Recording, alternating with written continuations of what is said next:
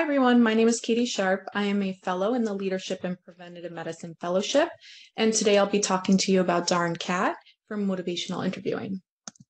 So objectives today are introduce the role of motivational interviewing for behavior change, understand sustained talk and change talk, utilize DARNCAT to enhance behavior change, and then identify resources for motivational interviewing. So motivational interviewing, it's a guiding scientific style that can be used to help move participants or patients towards behavior change.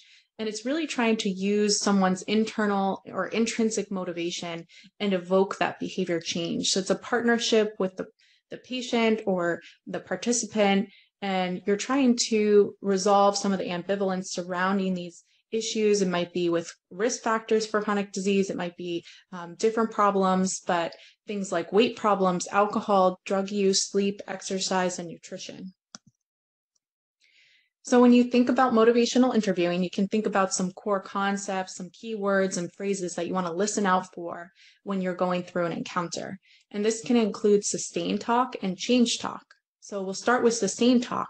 Sustained talk is the other side of ambivalence, or information about why the change might be difficult.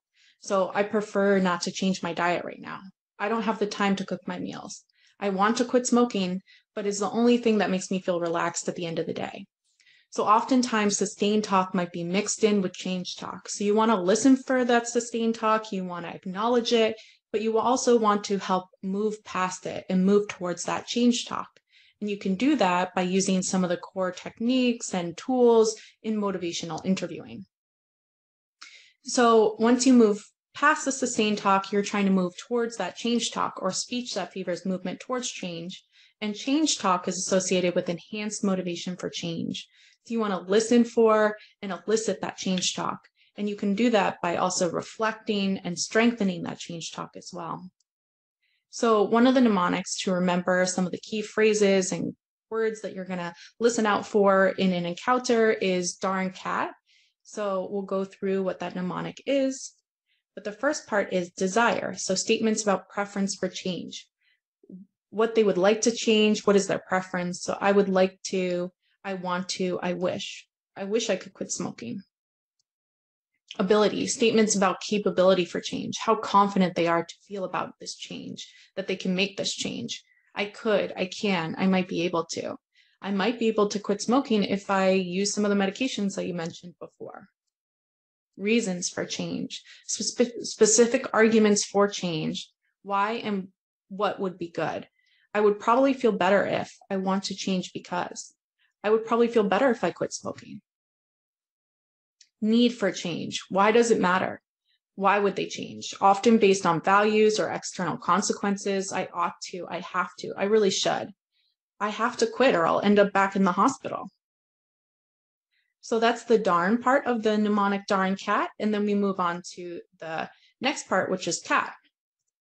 So this is more of the commitment language. So you're trying to explore that change talk and then lead into that commitment language, which is actually the most predictive of change. And you want to strengthen that commitment language, and it might indicate intention, obligation to take action. So commitment, I am going to, I promise, I intend to change my diet.